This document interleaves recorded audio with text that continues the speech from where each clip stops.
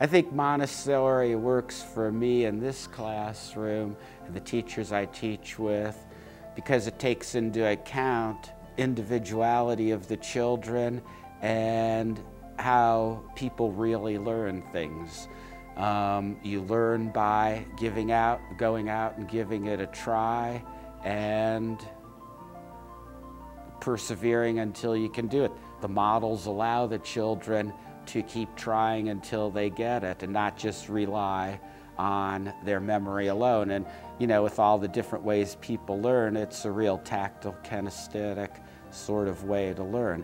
It's also allows each child to progress at their own speed, in that kids who catch on quickly can be moving along and challenging themselves, whereas kids who things come hard for aren't frustrated because they have the time to work on what they need to be doing.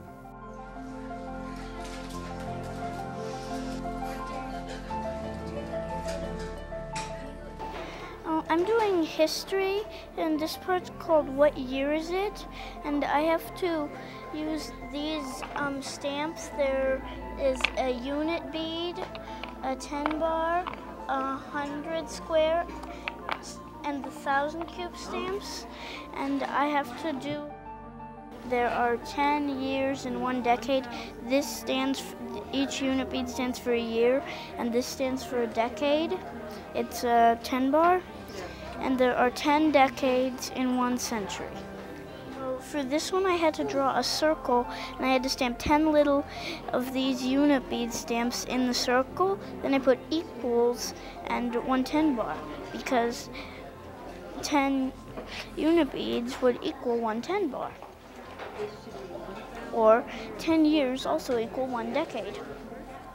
Just as all children learn to walk at different times, or talk at different times, or ride bicycles at different times, same is true with their intellectual, emotional, and social development.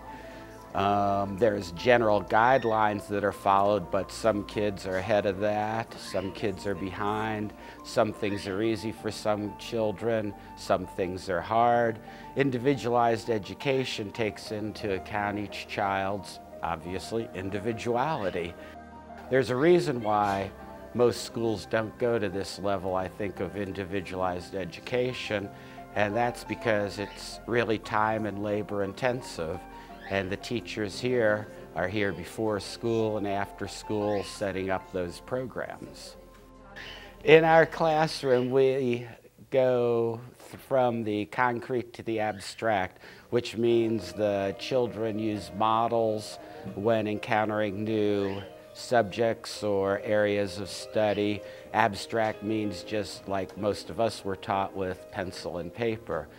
Models allow the children to develop the concept of what they're doing by moving something around, whether it's in geography, using puzzle maps to learn the continents or the countries of South America.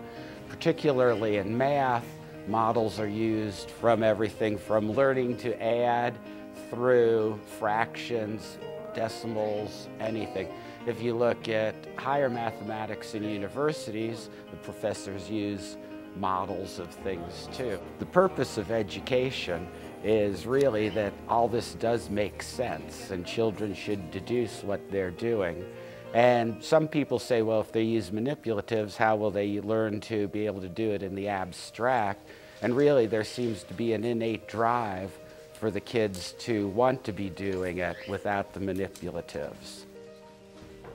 3,142. This is a 10, orange is a 10, and then like red is 2, blue is 9, black is 7, and 1 is white. Oh, these are for, I'm supposed to write them down, and like this, 42, like 35. Right, 35 down there. Let's see if I could do it. It's a little hard upside down.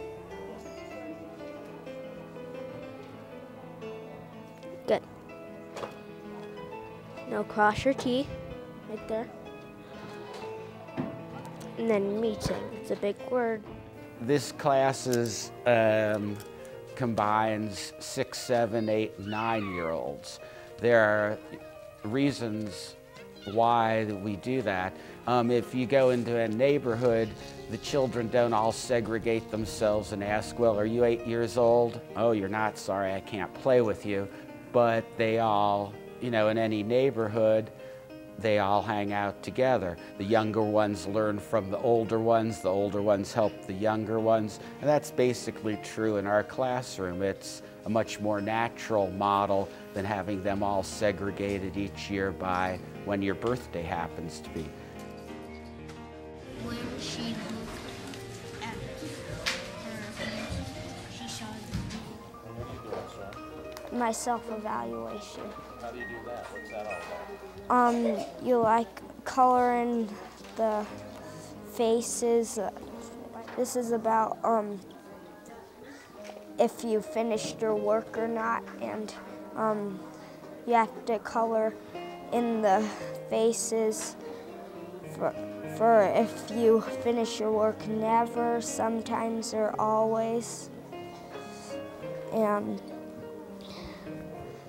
this one's about if you're kind to your students, and I put in always, and you can do sometimes, never. In this classroom, there's responsibility and accountability on both the parts of the students and the teachers. Children are responsible for getting their work moving along, helping each other out, and contributing to the upkeep, maintenance, and happiness of the classroom. One of the methods we use for that is a sign-off sheet. And a sign-off sheet is basically a record of keeping track of what each child does during the week, how they helped out, what was the most difficult. Because another part of this classroom is learning to evaluate your performance and improve from there. Things that were hard, you know, need to be recognized that they were hard and that you've persevered and pulled them off. One of the important components of a Montessori classroom and education is developing an appreciation of what the people who have lived on earth before us, our ancestors, have done and how they have contributed to the life we have now. One of the great lessons is the history of writing, and this begins with cave paintings. The children have done their own cave painting sketches and writings about the history of writing. When little children begin their study of history, it doesn't start with the Battle of Lexington or anything. It starts with their personal history, showing the ages of each person in their family. Dominic, you may head out for snacks. Soren, I signed your math. Is that true?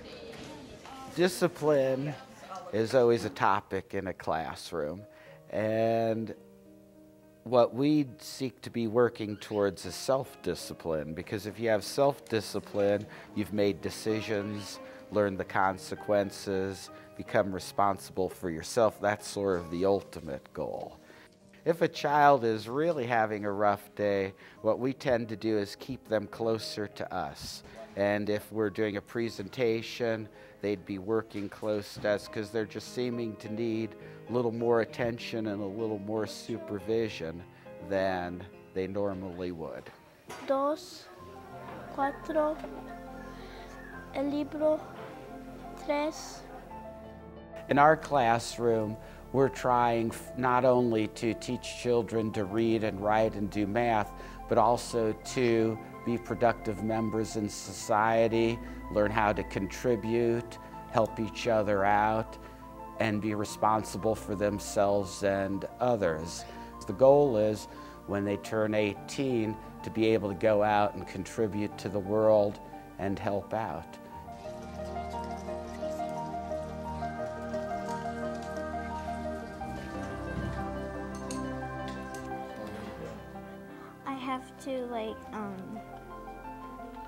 I have to put out these these like 9 and 3. And then I have to take away these and put the answer right here.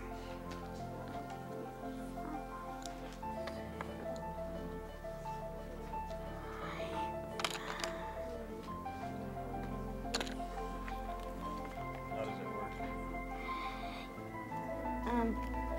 See, I have like 9 here and 3 over here, and then I have to take away like 5 because I already put 5 over here, and then when I have, I took away 3 because it says to take away 3. So I put it over there, and then I put my 0 because there's 0 and 1, 2, 3, 4.